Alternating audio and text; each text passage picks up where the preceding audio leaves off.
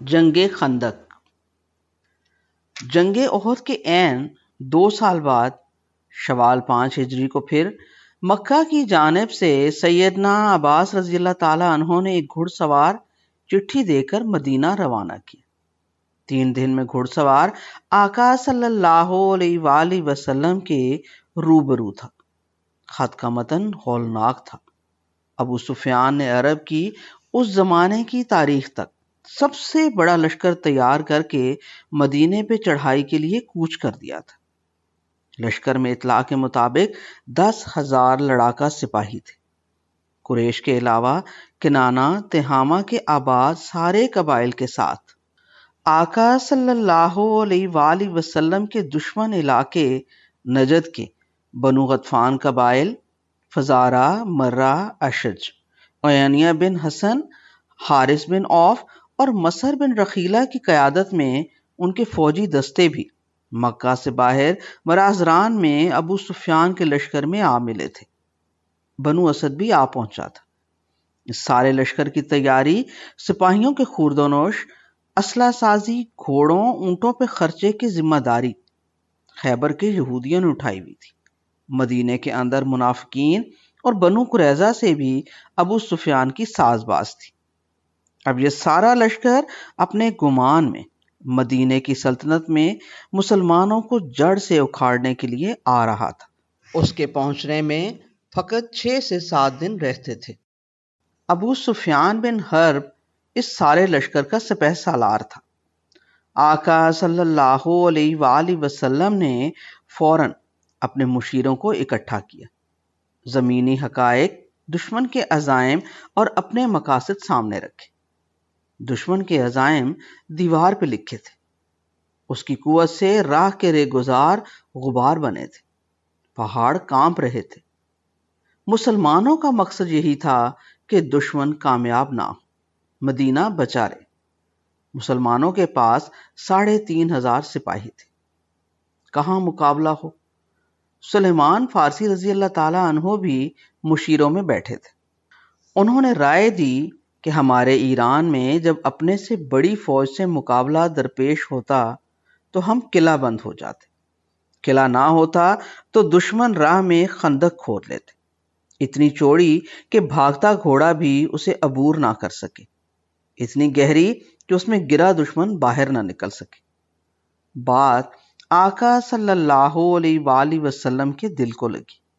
مدینے کے زمینی حقائق اسی حق میں تھے۔ چاروں طرف شہر کے خندق کھودنے کی ضرورت نہ تھی۔ 3 اطراف سے قدرت نے بغیر دیوار بنائے اس شہر کا حصار بنایا ہوا تھا۔ مشرق اور مغرب میں جمے ہوئے آتشی سیال کی سیاہ چٹانیں تھیں، جو زیادہ اونچی تو نہ تھیں مگر ان پہ چلنا محال تھا۔ صدیوں کی دھوپ سے ان کے ابھرے ہوئے کونے آنی چھریوں کی طرح تیز اور نوکیلے تھے۔ ان پہ پاؤں آئے تو وہ جوتوں سمیت چیر کے رکھ دیں۔ پیچھے جنوب مغرب میں پہاڑ سلا تھا، ان کے درمیان بھی پہاڑی ٹیلے تھے۔ جنوب میں گھنے باغات تھے، گنجان آباد گلیاں، گڑھیاں اور مکانات تھے۔ ان کے باہر کھجوروں کے پیڑ، کھجور کے پودے ادھر زیادہ اونچے نہیں ہوتے، ساتھ ساتھ جڑے ہوتے۔ اکا دکا بندہ تو سر جھکا کے ان میں چل سکتا، پورا لشکر اس سے گزر نہیں سکتا تھا۔ اسی طرف بنو قریظہ کی بستی تھی۔ ان کی وفاداریاں مشکوک تو تھیں مگر وہ ابھی تک اعلانیہ میثاق مدینہ سے نکلے نہ تھے۔ اپنے عہد کے مطابق ان پہ مدینہ کے دفاع کے لیے اہل مدینہ کا ساتھ دینا لازم تھا۔ انتظامات شروع ہو گئے۔ پہلے تو شہر سے باہر چراگاہوں سے مال مویشی، اونٹ، بکریاں، گھوڑے شہر کے اندر لائے گئے۔ ان کا چارہ بھی شہر میں اکٹھا کیا گیا۔ محاصرہ کتنا طویل ہو سکتا ہے؟ آقا صلی اللہ علیہ وآلہ وسلم کا ذہن ایک سپہ سالار کی طرح سوچ رہا تھا۔ آقا صلی اللہ علیہ وآلہ وسلم جانتے تھے شوال کے بعد ذیقات کے درمیان تک وہ یہاں ٹھہر سکتے، 1 مہینہ، پھر انہیں حج کے دنوں میں ہر حال میں مکہ پہنچنا ہوگا۔ پورے سال میں حج کا موسم قریش کی آبرو اور سال بھر کی کمائی کا وقت ہوتا ہے۔ 1 مہینے کا راشن ہر گھر میں موجود طے ہو گیا۔ اب یہ فیصلہ کرنا تھا خندق کہاں کہاں، کتنی گہری، کتنی چوڑی۔ آقا صلی اللہ علیہ وآلہ وسلم نے خود اپنے ہاتھوں سے خندق لکیر کی نشاندہی کی، پھر کدال ہاتھ میں لے کر اللہ کا نام لے کر کھدائی کے لیے زمین پہ پہلی ضرب خود لگائے۔ آپ صلی اللہ علیہ وآلہ وسلم کی زبان مبارک پہ اس لمحے یہ کلمات تھے: بسم اللہ بہی بدینہ ولو عبدنا غیر شکینہ حفظ ربم و حفظ دینہ۔ اللہ کے نام سے ہمارا کام شروع ہوتا ہے، اس کے سوا ہم کسی اور کی عبادت کریں تو بدبخت اور بد نصیب ہوں۔ وہ کیسا اچھا رب ہے اور کیسا اچھا دین ہے۔ الباری۔ آقا صلی اللہ علیہ وآلہ وسلم نے 10 کی ٹولیاں بنا دی۔ ہر ٹولی کے ذمہ 40 ہاتھ لمبی خندق کھودنا تھا۔ کھودی جانے والی زمین بانٹ دی۔ خندق کی کل لمبائی کوئی 6 کلومیٹر بنی، 554.4 میٹر، چوڑائی 15 فٹ طے ہوئی، 4.7 میٹر، اور گہرائی کم و بیش 10 سے 12 فٹ سوچی گئی، 3.3 میٹر۔ تمام تر کھدائی 6 دن سے پہلے مکمل کرنا تھی۔ کھدائی کا سامان سب گھروں سے اکٹھا کر لیا گیا۔ فیصلہ یہ ہوا کہ کھدائی سے نکلنے والی ساری ریت، مٹی، کنکر اور پتھر مدینے کی اندرونی طرف ڈھیر کیے جائیں۔ یوں دفاعی نقطۂ نظر سے وہ دفاعی اگلی لائن ایک مضبوط اونچے مورچے کا کام بھی تھے، جس کے پیچھے جہاں ضرورت ہو ماہر تیر انداز پوزیشن لے کر حملہ آوروں کو بھگا سکے۔ آقا صلی اللہ علیہ وآلہ وسلم نے اس زمانے میں ایسی جدید سرعت رفتار جارحانہ دفاعی فوج کی تشکیل کی جو 21ویں صدی میں امریکہ اور نیٹو نے اپنائی، اور اسے ریپڈ ڈپلائمنٹ فورس کا نام دیا۔ مرکزی کمان آقا صلی اللہ علیہ وآلہ وسلم نے اپنے ہاتھ رکھی۔ کمانڈ پوسٹ کھدائی کے وقت تو فارورڈ کھودی جانے والی خندق کے ساتھ تھی، بعد میں اسے عقب میں مرکزی جگہ سلا پہاڑی کی گود میں اونچی جگہ پہ بنایا، جہاں آج کل مسجد فتح بنی ہوئی ہے۔ اس مقام سے جنگ کا سارا منظرنامہ سامنے دھرا نظر آتا۔ جدھر کمک کی ضرورت ہوتی ادھر اپنے تیر انداز دوڑا دیے جاتے۔ یہ ساری جنگ دشمن کے پہنچنے سے پہلے لڑی گئی، لڑی بھی زمین کے ساتھ۔ زمین کہیں سے تو نرم نکلتی، زیادہ تر پتھریلی، اور کہیں کہیں زمین کے اندر سنگلاخ چٹانیں۔ آقا صلی اللہ علیہ وآلہ وسلم باقی سب اصحاب کے ساتھ 58 سال کی عمر میں اسی جوش و خروش، لگن اور زور سے کدال چلاتے، مٹی اڑتی، غبار چھا جاتا، کنکر اڑتے، چٹانیں توڑی جاتی۔ ماہ کمال اپنی اجلی چاندنی سمیت مٹی مٹی ہو گیا، مگر چمک وہی رہی۔ وہاں سپاہی اور سپہ سالار اعظم سب ایک جیسے تھے۔ دور سے پتہ نہ چلتا کون کون ہے، کون جرنل ہے، کون سپاہی۔ صبح سے شام ہو جاتی، کھدائی کا کام اندازے سے مشکل نکلا۔ ہر کام دوسری ترجیح ہو گئی، کھانا پینا، کمانا، بچے، گھر، یہاں تک کہ نمازیں قضا ہونے لگی۔ ایک ساتھ رات کو نمازیں پڑھی جاتی۔ کام صرف دن کو ہو سکتا تھا، سردیوں کے دن ویسے بھی چھوٹے تھے، پھر ٹھنڈی ہوائیں، کھدائی کے اوزار بھی معیاری نہ تھے۔ آقا صلی اللہ علیہ وآلہ وسلم نے جنگ کے لیے تلواریں، ڈھالیں، زرہیں تو بہت بنوا لی تھی، مگر اس لمحے کا ہتھیار کدال، بیلچہ اور گینتی تھا۔ کھدائی کرنے والوں کی مجموعی نفری اور کھدائی کی گئی جگہ کا تعین کر کے حساب لگایا جائے تو ایسا لگتا ہے جیسے ان 6 دنوں میں مدینے کے ہر جوان بوڑھے نے اپنی اپنی قبر کے سائز کی جگہ کو 7 بار کھودا۔ ان 6 دنوں میں بڑے محیر العقول واقعات بھی ہوئے۔ لوگوں کے گھروں میں راشن کم پڑ گیا، تازہ پھل سبزیاں ندارت، جمع پونجی ختم ہونے لگی، باہر سے تاجر آنا بند ہو گئے، اندر والے باہر سے کچھ لا نہ سکتے، جو کمانے اور بچوں کو پالنے کا وقت تھا وہ کھدائی پہ صرف ہو جاتا، نوبت فاقوں تک آ گئی۔ ایک دن سیدنا طلحہ رضی اللہ تعالی عنہ نے اپنے پیٹ سے اپنا خستہ گرد آلود مٹی سے اٹا کپڑا ہٹایا اور آقا صلی اللہ علیہ وآلہ وسلم کو اپنا پیٹ دکھا کے کہنے لگے، آقا، اپنے معدے کو بھرا ہونے کا دھوکہ دینے کے لیے دیکھیں ایک پتھر پیٹ پہ باندھا ہوا ہے۔ آقا صلی اللہ علیہ وآلہ وسلم نے تبسم فرمایا اور ہولے سے اپنے پیٹ سے قمیض سرکائی۔ آقا صلی اللہ علیہ وآلہ وسلم کے پیٹ پہ 2 پتھر بندھے تھے۔ پتھر باندھ لینے سے معدہ دماغ کو پیغام دیتا ہے کہ میں دبا ہوا ہوں، خالی نہیں، اس لیے جسم میں جو بھوک کی شدت سے خستگی اور فوراً کچھ کھاؤ کا دماغ سے حکم آتا ہے وہ ٹل جاتا ہے، مگر جسم کی شکستگی اور کمزوری تو اپنی جگہ بڑھتی رہتی، بس بھوک کا خیال وقتی طور پہ محو ہو جاتا ہے۔ لوگ دن بدن کمزور ہو رہے تھے، ایک ایک کر کے 6 دن پورے ہونے والے تھے۔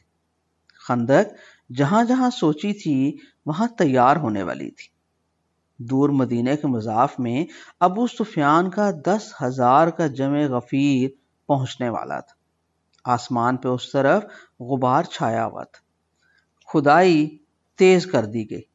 کھدائی کے دنوں میں جہاں زمین میں کوئی سخت چٹان آتی تو لوگ بھاگ کے آقا صلی اللہ علیہ وآلہ وسلم کے پاس آتے، آقا چٹان آ گئی، ٹوٹتی نہیں۔ کئی بار ایسا ہوا، آقا صلی اللہ علیہ وآلہ وسلم جاتے، تھوڑا سا پانی چھاگل سے نکال کے منہ میں لیتے اور اسے اپنے گالوں کے اندر گھما کے اس چٹانی پتھر پہ پھینک دیتے، وہ چٹان لمحوں میں خستہ اور بھربھری ہو جاتی۔ کسی پہ ہاتھ سے پانی کا چھڑکاؤ کر دیتے بسم اللہ پڑھ کے، وہ ریزہ ریزہ ہو جاتی۔ ایک دن کھدائی کی راہ میں ایک بہت بڑی پہاڑ جیسی چٹان آ گئی۔ لوگ پھر بھاگے آقا صلی اللہ علیہ وآلہ وسلم کے پاس آئے۔ آقا صلی اللہ علیہ وآلہ وسلم نے اپنی گینتی کندھے پہ رکھی اور جا کھڑے ہوئے اس چٹان پر۔ پہلی گینتی ماری، ایک چنگاری نکلی اور چٹان 2 ٹکڑے ہو گئے۔ آقا صلی اللہ علیہ وآلہ وسلم نے خوش دلی سے نعرہ لگایا اور الحمدللہ کہا۔ خستہ حال اپنے جمع لوگوں کو بتایا کہ اللہ نے اس چمک میں شام کے سرخ محلات دکھا کے ان کی چابیاں مجھے سونپ دی۔ پھر چٹان پہ وار کیا، اس بار چٹان سے پہلے سے بڑی دراڑ پڑی اور چنگاریاں اچھلی۔ آقا صلی اللہ علیہ وآلہ وسلم کے چہرے پہ پھر بشاشت آئی، مسکرا کے فرمایا، فارس کے کنگروں والے محلات اور مدائن کے قصر کی چابیاں بھی عطا ہو گئی۔ پھر اللہ اکبر کر کے تیسرا وار کیا، چٹان کا ایک کونا پھسل کے الگ ہو گیا، چنگاریاں پھر اڑی۔ آقا صلی اللہ علیہ وآلہ وسلم گویا ہوئے، یمن میں سنا کے دروازے کھل گئے، ان کی چابیاں بھی مل گئیں۔ آقا صلی اللہ علیہ وآلہ وسلم کے ساتھیوں کے لیے اس آزمائش کے سخت لمحوں میں کیسی شاندار خوشخبریاں تھیں، مگر جن کے دلوں میں اندھیرا تھا انہیں کہاں سے چٹان چنگاریوں میں دیکھی بشارتوں پہ یقین آتا۔ کہنے کو وہ عقل والے خود کو سمجھتے تھے وہ اندر سے منافق، سیاہ دل اور دکھی روحوں والے۔ وہ ادھر ادھر بڑبڑ کرتے پھرے، ہمیں تو قضائے حاجت کے لیے نکلنا مشکل ہے، ادھر یہ دنیا کی عظیم سلطنتوں کی چابیاں سمیٹ لینے کی بات کرتے ہیں۔ حالانکہ تاریخ نے دیکھا اس واقعے کے 10-15 سال کے اندر اندر وہ ساری بادشاہتیں، سلطنتیں آقا صلی اللہ علیہ وآلہ وسلم کے غلاموں کے پیروں کے نیچے تھی۔ جن کی کنجیاں اس لمحے آقا صلی اللہ علیہ وآلہ وسلم کو خدا نے بخشی تھی۔ آقا صلی اللہ علیہ وآلہ وسلم کو خدا کی سب سے بڑی عنایت ان کے ساتھی تھے۔ وہ جس لگن، محبت اور جذبے سے آقا صلی اللہ علیہ وآلہ وسلم کے ہر حکم کی پابندی کرتے، تاریخ میں شاید اس کی کوئی اور مثال نہیں ملتی۔ وہ خندق کھودتے جاتے اور اشعار گیت کی صورت میں پڑھتے جاتے۔ نحن الذین بایعوا محمدًا علی الجہاد ما یقینا ابدا۔ ہم وہ لوگ ہیں جنہوں نے محمد صلی اللہ علیہ وآلہ وسلم کے ہاتھ پہ بیعت کی ہے، جب تک جسم میں جان ہے ہم کافروں سے جہاد کریں گے۔ آقا صلی اللہ علیہ وآلہ وسلم ساتھیوں سے یہ سن کر فرماتے، اللہم لا عیش الا عیش الآخرہ فاغفر انصارا والمہاجرہ۔ اے اللہ، بے شک زندگی تو صرف آخرت کی زندگی ہے، پس تو انصار اور مہاجرین کی مغفرت فرما۔ آقا صلی اللہ علیہ وآلہ وسلم مٹی ڈھوتے ڈھوتے رضیہ گیت بھی گنگناتے، خاص طور پہ عبداللہ بن رواحہ رضی اللہ تعالی عنہ کا یہ گیت، اللہم لولا انت مہتدینا ولا تصدقنا ولا صلینا وانزلنا سکینہ علینا وثبت الاقدام ان لقینا ان للاقت بغوا علینا اذ ارادوا فتنة ابینا۔ اے اللہ، اگر تو نہ ہوتا تو ہم ہدایت نہ پاتے، نہ صدقہ دیتے، نہ نماز پڑھتے، بس تو ہم پہ سکون اور اطمینان نازل فرما۔ اگر دشمن سے ٹاکرا ہو تو ہمیں ثابت قدم رکھنا، ان لوگوں نے ہم پر بہت ظلم کیا، اگر وہ ہمیں فتنہ میں ڈالنا چاہیں تو ہمیں سرنگوں نہ ہونے دینا۔ بخاری۔ ادھر خندق کھد رہی تھی، ادھر دشمن کے قریب پہنچنے کی خبریں آ رہی تھی۔ کام تیز ہو گیا، کھانے پینے کا ہوش ہی نہ رہا۔ سیدنا جابر رضی اللہ تعالی عنہ نے آقا صلی اللہ علیہ وآلہ وسلم کے چہرے پہ بھوک دیکھی تو تڑپ کے اپنے گھر گئے، ایک بکری کا بچہ ذبح کیا، بیوی کو تقریباً 1.5 کلو جو پیسنے کو کہے۔ کھانا کم تھا، روٹیاں بھی محدود، اس لیے چپکے سے آقا صلی اللہ علیہ وآلہ وسلم کے قریب آئے، عرض کی، آقا، گھر میں آپ کے لیے کچھ پکایا ہے، چلیے عزت بخشی۔ آقا صلی اللہ علیہ وآلہ وسلم نے اسے برکت کی دعا دی اور تمام خندق کھودنے والوں کو آواز دی، چلو بھئی، جابر کھانے پہ بلانے آئے۔ وہ لوگ مٹی جھاڑ کے ہاتھ دھونے لگے، ان کی تعداد 1000 سے زیادہ تھی۔ سیدنا جابر رضی اللہ تعالی عنہ پریشان، کھانا تو چند آدمیوں جتنا ہے، اب کیا ہوگا؟ آقا صلی اللہ علیہ وآلہ وسلم سیدنا جابر رضی اللہ تعالی عنہ کی پریشانی بھانپ گئے۔ سیدنا جابر رضی اللہ تعالی عنہ نے سالن کی ہانڈی آقا صلی اللہ علیہ وآلہ وسلم کے سامنے رکھ دی، روٹیوں والی چنگیر ساتھ کپڑے میں۔ آقا صلی اللہ علیہ وآلہ وسلم نے بسم اللہ پڑھ کے اپنے ہاتھ سے لنگر شروع کیا۔ 1000 سے بھی زیادہ لوگ سیر ہو کے کھا گئے۔ سالن ہنڈیا میں اتنے کا اتنا ہی رہا۔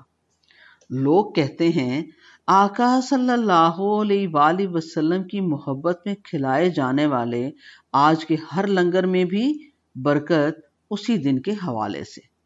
سیدنا لقمان بن بشیر رضی اللہ تعالی عنہ کی ہمشیرہ خندق کے پاس مٹھیوں میں کچھ کھجوریں لے کر آئی کہ اپنے ابا اور ماموں عبداللہ بن رواحہ رضی اللہ تعالی عنہ کو کھلا دے۔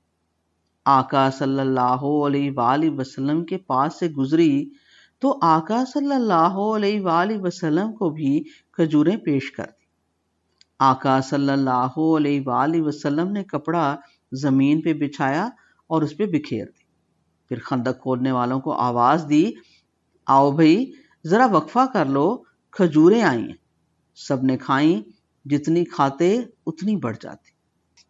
ادھر خندق مکمل ہوئی، ادھر ابو سفیان کا لشکر پہنچ گیا، 10,000 لوگوں کی فوج، دھول ہی دھول، مٹی ہی مٹی۔ جبل احد کے مشرقی کنارے زنب نقوی میں دشمن سپاہ نے پڑاؤ ڈال دیا۔ راہ میں آتے آتے دشمن نے نہ جانے کیا کیا منصوبے سوچ رکھے تھے۔ ادھر پہنچے تو دیکھا شہر کو جانے والے راستے بیچ ایک وسیع تازہ کھدی خندق حائل ہے۔ سخت پریشان عرب کے ریگزاروں میں یہ دفاعی حکمت عملی نئی تھی۔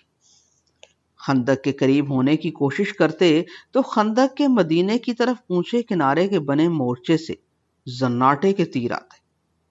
کیا کیا جائے؟ وہ خندق کے باہر کنارے سے دور گھوڑے دوڑائیں، دیکھیں کہیں سے چوڑائی کم ہو، وہ بھاگتے گھوڑے کو ایڑ دے کر پھلانگ سکے۔ ایک دو جگہ سے آقا صلی اللہ علیہ وآلہ وسلم نے شاید جان بوجھ کے چوڑائی کم رکھوائی تاکہ دشمن کا کوئی بہادر سر پھرا سورما ادھر اچھلے اور اسے گھیر کے مار دیا جائے۔ ایسا ہی ہوا۔ 2 ہفتوں کی تگ و دو کے بعد دشمن نے وہ تنگ چوڑائی والی جگہیں دیکھ لی۔ قریش کے چند سوار عمر بن عبدود، اکرمہ بن ابو جہل، حبیرہ بن ابی وہب، زرار بن خطاب اور نوفل بن عبداللہ نے اسی جگہ سے خندق باری باری دوڑتے گھوڑوں سے پار کر لی۔ ادھر سیدنا علی رضی اللہ تعالی عنہ انہی کے انتظار میں کھڑے تھے۔ پہلے تو ان کی واپسی کا راستہ بند کیا، پھر سامنے آ گئے۔ پہلے عمر بن عبدود روبرو آیا، تکبر اور لوہے کی زرہوں میں غرق، تحقیر سے بولا، بچے ہو کسی بڑے کو بھیجو۔ سیدنا علی رضی اللہ تعالی عنہ نے کوئی ایسی بات کہی جو اسے بہت چبھی۔ غصے میں گھوڑے سے اترا۔ سیدنا علی رضی اللہ تعالی عنہ کو اسی لمحے کا انتظار تھا۔ ایسا طاق کے وار کیا کہ عمر کٹ کے گر گیا۔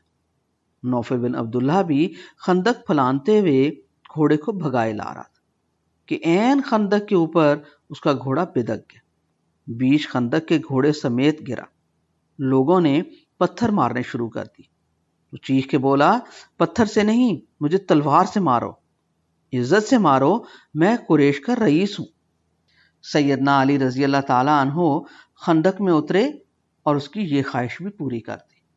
قریش والے اس کی لاش لینے آئے، ساتھ 10,000 درہم نقد۔ آقا صلی اللہ علیہ وآلہ وسلم نے لاش مفت واپس کر دی۔ مقصد یہ بتانا تھا کہ ہم لاشیں نہیں بیچتے۔ مسلمانوں کے لیے وہ بہت آزمائش کا وقت تھا۔ قرآن پاک نے خود اس کیفیت کی منظر کشی کی۔ مسلمانوں، یاد کرو اس وقت کو جب دشمن تمہارے سر پہ آ پہنچا تھا، اوپر جانب سے بھی اور نیچے کی طرف سے بھی، اور نگاہیں خیرہ ہو گئی اور کلیجے منہ کو آنے لگے، اور اللہ تعالیٰ کے ساتھ طرح طرح کے گمان کیے جانے لگے۔ اس جگہ اہل ایمان آزمائے گئے اور خوب آزمائے گئے۔ سورۃ الاحزاب، قرآن۔ یہ خوفناک حالت اس وقت ہوئی جب مسلمانوں کو علم ہوا کہ مدینے کے جنوب میں بنو قریظہ والوں نے مسلمانوں کے ساتھ غداری کر کے قریش سے گٹھ جوڑ کر لیا۔ اوپر سے 10,000 کا لشکر اور نیچے یہودیوں کے قلعوں کی طرف کوئی خندق بھی راہ میں نہیں۔ آقا صلی اللہ علیہ وآلہ وسلم نے احتیاطاً شروع ہی سے اس طرف ایک کیمپ لگا کے کچھ محافظ ادھر چھوڑے تھے اور مدینے کی عورتیں اور بچے ادھر جمع کیے تھے۔ اسی کیمپ کا واقعہ ہے کہ وہاں بنو قریظہ والوں نے ایک جاسوس بھیجا کہ جاؤ دیکھ کے آؤ کتنے پہرے دار ہیں۔ ادھر آقا صلی اللہ علیہ وآلہ وسلم کی پھوپھی سیدنا حمزہ رضی اللہ تعالی عنہ کی ماں جائی، چھوٹی بہن صفیہ رضی اللہ تعالی عنہا نے اس جاسوس کو دیکھ لیا۔ پہرے پہ حسان بن ثابت شاعر تھے، انہیں کہا جاؤ پکڑو۔ وہ سہم کے بولے، میں تو شاعر ہوں، لڑائی والا کام نہیں آتا۔ سیدہ صفیہ رضی اللہ تعالی عنہا غصے سے خود منہ سر لپیٹ کے خیمے کی چوب لے کر گئیں اور اس یہودی جاسوس کو مار گرایا۔ پھر آ کے حسان بن ثابت کو کہا، میں اسے مار آئی، تم جا کے اس کی زرہ اتار لاؤ، میں نے عورت ہونے کی وجہ سے اسے نہیں کھولا، وہ زرہ تمہاری ہوئی، تلوار بھی اس کی تم لے لینا۔ حسان بن ثابت ابھی تک سہمے ہوئے تھے بولے مجھے زرہ اور تلوار کی ضرورت نہیں، میں نہیں جاتا۔ مگر بنو نذیر کا سردار حیی بن اخطب، جسے مدینے سے پورے قبیلے سمیت بھگا دیا تھا، خیبر سے چھپ چھپا کے مدینے پہنچ گیا۔ بنو قریظہ کے سردار کعب بن اسد کا دروازہ کھٹکھٹایا۔ کعب بن اسد نے دروازے کی درز سے حیی بن اخطب کو دیکھا اور کہا، حیی تم منحوس آدمی، میں دروازہ نہیں کھولوں گا، میں نے محمد کے ساتھ عہد کیا ہوا ہے اور ان میں سچائی اور ایفائے عہد کے سوا کچھ نہیں دیکھا۔ حیی نے سرگوشی کی، کعب تم دروازہ کھولو، میں تمہارے لیے دائمی عزت کا سامان لایا۔ قریش اور غطفان کا بہرے بے کراں محمد ان کے ساتھیوں کا مکمل قلعہ کما کیے بغیر نہ ٹلیں گے، یہ ان کا مجھ سے وعدہ ہے۔ کعب بولا، خدا کی قسم تم ہمیشہ میرے پاس ذلت اور رسوائی کا برستا ہوا بادل بن کے آئے ہو، جو اپنے لیے ہی کیچڑ کرتا ہے، تم جاؤ، مجھے کچھ نہیں سروکار۔ حیی کہاں ٹلنے والا تھا، منا لیا آخر کعب کو کہ مسلمانوں سے کیا عہد توڑ دو۔ اس نے توڑ دیا۔ آقا صلی اللہ علیہ وآلہ وسلم کو خبر ملی سیدنا سعد بن معاذ، سعد بن عبادہ، سیدنا عبداللہ بن رواحہ اور سیدنا خوات بن جبیر رضی اللہ تعالیٰ عنہم کو تصدیق کے لیے بنی قریظہ بھیجا، ساتھ تاکید کی کہ حالت جنگ میں ہیں، واپسی پہ خبر مبہم الفاظ میں دینا تاکہ بری خبر کی صورت میں بد دلی نہ پھیلے۔ صورتحال بہت نازک تھی۔ یہ معززین گئے، کعب بن اسد کو اس کا عہد یاد دلایا۔ وہ بالکل بدلا ہوا شخص تھا، گالیاں دینے پہ اتر آیا، توہین کی حد کر دی۔ کون سا عہد، کون سا رسول اللہ؟ بھیجے ہوئے معززین واپس آ گئے۔ کچھ کہے بغیر ہی تحریر ان کے چہروں پہ لکھی تھی۔ آقا صلی اللہ علیہ وآلہ وسلم لوگوں میں بیٹھے تھے۔ مبہم انداز میں خبر دینے کے لیے انہیں بیر معونہ اور رجی کے دھوکہ دینے والے قبیلوں کے نام یاد آ گئے۔ افل اور کارا وہی بول دیے۔ آقا صلی اللہ علیہ وآلہ وسلم نے سر گھٹنوں پہ رکھا، چہرے پہ کپڑا ڈال لی۔ پتہ نہیں کیا سوچا، کیا چہرے پہ تاثرات آئے، یا آسمان سے کوئی خبر اتری۔ ایکا ایکی میں سر اٹھایا اور آقا صلی اللہ علیہ وآلہ وسلم نے کہا، اللہ اکبر، مسلمانوں خوشخبری ہے۔ مسلمان انتہائی کرب میں تھے۔ آقا صلی اللہ علیہ وآلہ وسلم نے بنو قریظہ کی طرف کمک بھیج دی اور دفاعی تدبیریں بڑھا دی۔ صورتحال انتہائی ہولناک ہو گئی۔ سامنے 10,000 کا لشکر مدینے کو روننے پہ تلا ہوا۔ عقب میں ریاست کی وفاداری میں ساتھ دینے والا یہودی قبیلہ باغی ہو گیا، دشمن سے مل گیا۔ اس طرف تو کوئی رکاوٹ، کوئی خندق بھی نہیں تھی۔ آقا صلی اللہ علیہ وآلہ وسلم نے اللہ کے حضور دعا کے لیے ہاتھ پھیلا دی، اللہم استر عوراتنا و امن رواتنا، اے اللہ ہماری پردہ پوشی فرما عیبوں سے اور ہمیں خطرات سے محفوظ فرما۔ فتح الباری زرقانی۔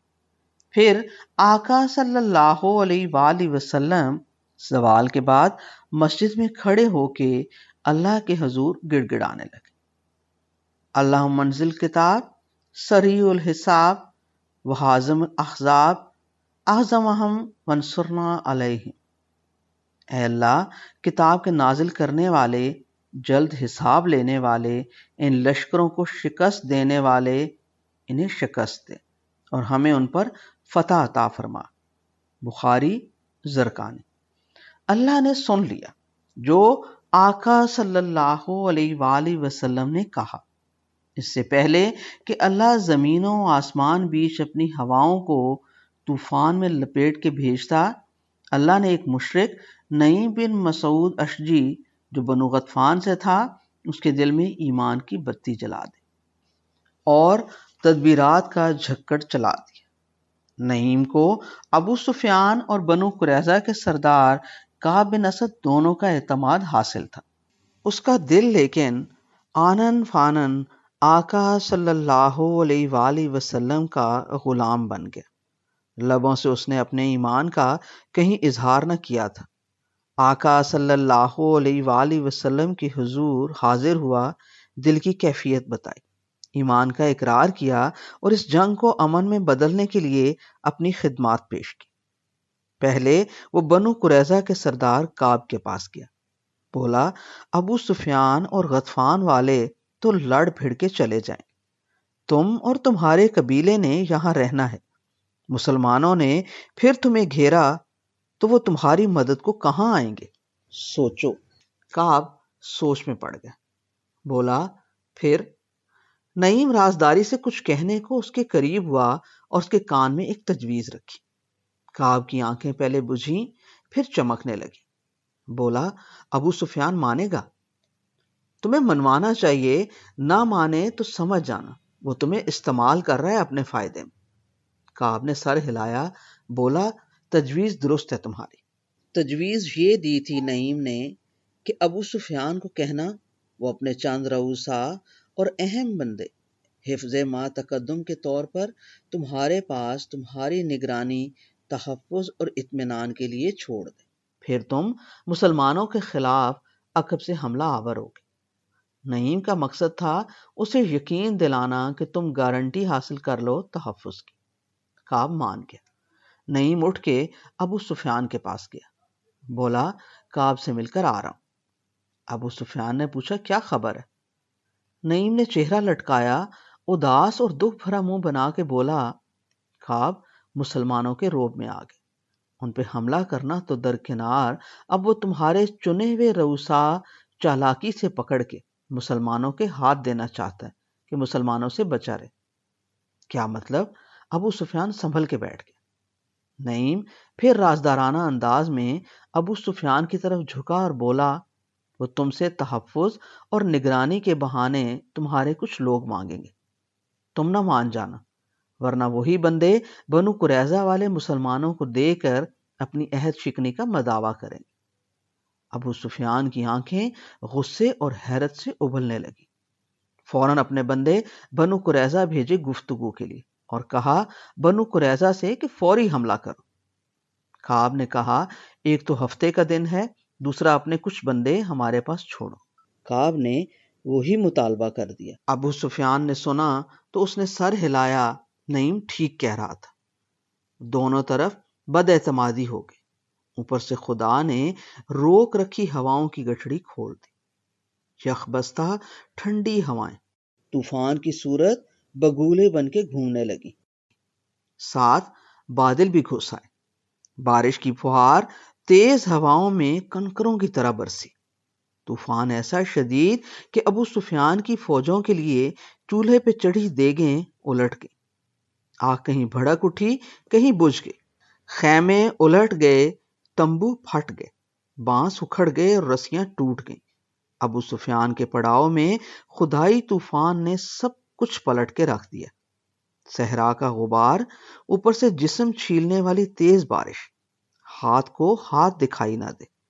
وہی نے آسمان سے اتر کے سارا منظرنامہ آقا صلی اللہ علیہ وآلہ وسلم کو دکھا دیا۔ اے ایمان والو، اللہ کے اس انعام کو یاد کرو جو تم پر اس وقت ہوا جب کافروں کے بہت سارے لشکر تمہارے سروں پہ آ پہنچے تھے، بس اس وقت ہم نے تمہارے دشمنوں پر ایک آندھی بھیجی اور تمہاری مدد کے لیے آسمان سے ایسے لشکر اتارے جو تم کو دکھائی نہیں دیتے تھے، اور اللہ تمہارے اعمال کو خوب جاننے والا ہے۔ سورۃ الاحزاب، قرآن۔ رات بہت ٹھنڈی تھی، دسمبر کی آخری راتوں میں سے ایک، ذی قعد کا مہینہ تھا، محاصرے کو ایک مہینہ ہو چکا تھا، ابو سفیان کے لشکر میں رسد ختم ہو چکی تھی، آگے حج کا مہینہ تھا، اسے مکہ بھی پہنچنا تھا۔ غطفان قبائل میں بھی مایوسی تھی، بنو قریظہ سے بدگمانی ہو گئی تھی ابو سفیان کو، اور اوپر سے ایسی طوفانی رات، سب کچھ الٹ گیا، پڑاؤ سارا ننگا ہو کے فیتی فیتی ہو گیا۔ ادھر مدینے میں اسی سرد رات آقا صلی اللہ علیہ وآلہ وسلم خندق کنارے ایک خیمے میں چادر لپیٹے بیٹھے تھے، خیمے کی تنابیں ہل رہی تھیں، تمبو کا کپڑا پھڑپھڑا رہا تھا، بارش ہو رہی تھی۔ آقا صلی اللہ علیہ وآلہ وسلم نے سیدنا حذیفہ بن یمان رضی اللہ تعالی عنہ کو طلب کیا۔ وہ جاسوسی کا ماہر تھا۔ آقا صلی اللہ علیہ وآلہ وسلم نے اسے کہا، قریش کے کیمپ میں جاؤ، خبر لے کر آؤ، اور کچھ نہیں کرنا۔ دعا فرمائی، اللہ ہر طرف سے تمہاری حفاظت کرے۔ سیدنا حذیفہ رضی اللہ تعالی عنہ آقا صلی اللہ علیہ وآلہ وسلم کی دعا سن کے شیر بن گئے۔ اس ہولناک موسم میں جسم پہ چادر لپیٹی اور چل دی۔ ابو سفیان کے پڑاؤ میں پہنچ گئے۔ وہاں منظر ہی اور تھا۔ پڑاؤ لپٹ چکا تھا، اندھیرا اور تاریکی ایسی کہ کچھ دکھائی نہ دے، غبار، گرد، تیز ہوا اور گارا، گرے ہوئے اڑتے تمبو، بکھرے خیموں کے بانس، الٹی پڑی کھانے کی دیگیں، سناٹا، شائیں شائیں کرتی تیز طوفانی ہوا، موسلا دھار بارش، پانی، کیچڑ، آسمانی بجلیوں کے چمکارے، بادلوں کی دل دہلا دینے والی گرج، روح فنا کرنے والا منظر، لوگوں میں خوف کی سرسراہٹ میں بے رب بھاگتے قدم۔ اتنے میں سیدنا حذیفہ رضی اللہ تعالی عنہ کو ایک طرف اندھیرے میں بھاگتے آئے ابو سفیان بن حرب کی آواز آئی، اے قریش والو، اب ٹھہرنے کا مقام نہیں، ہمارے جانور مر گئے، بنو قریظہ مدد سے پھر گیا، طوفان نے سب کچھ الٹ دیا، میری مانو، واپس چلو۔ پھر ابو سفیان لپک کے اپنے اونٹ کی طرف گیا، اچھل کے اس کی کوہان پہ چڑھا، اس پہ بیٹھ کے اسے اٹھا کے بھگانے کی اسے ایسی جلدی پڑی تھی کہ یہ بھی بھول گیا کہ بیٹھے اونٹ کے گھٹنے پہ اپنے سر پہ بندھی گول ڈوری چڑھا رکھی، اونٹ اٹھنے کی کوشش کرے پھر گر جائے۔ ابو سفیان کے کسی ساتھی نے اس کے اونٹ کا گھٹنا کھولا، بھاگنے والوں میں ابو سفیان کا اونٹ سب سے آگے تھا۔ ایک بار ابو سفیان حذیفہ رضی اللہ تعالیٰ عنہ کی زد میں اتنا قریب آیا کہ وہ چاہتا تو اسے تلوار سے گرا دیتا، مگر اسے آقا صلی اللہ علیہ وآلہ وسلم کا حکم یاد آ گیا، اور کچھ نہ کرنا، بس خبر لانا، زرکانی۔ وہ بھاگا، واپس آیا، خوشخبری سنا دی آقا صلی اللہ علیہ وآلہ وسلم کو۔ آقا صلی اللہ علیہ وآلہ وسلم نے سجدے شکر میں سر اللہ کے حضور جھکا دیا۔ صبح ہوئی تو مدینے کے مضاف میں دشمن کا پڑاؤ خالی تھا۔ اپنے لشکر کو عزت بخشی، اپنے بندے کی مدد کی اور اکیلے ہی سارے لشکروں کو شکست دے دی۔ سورۃ الاحزاب، قرآن۔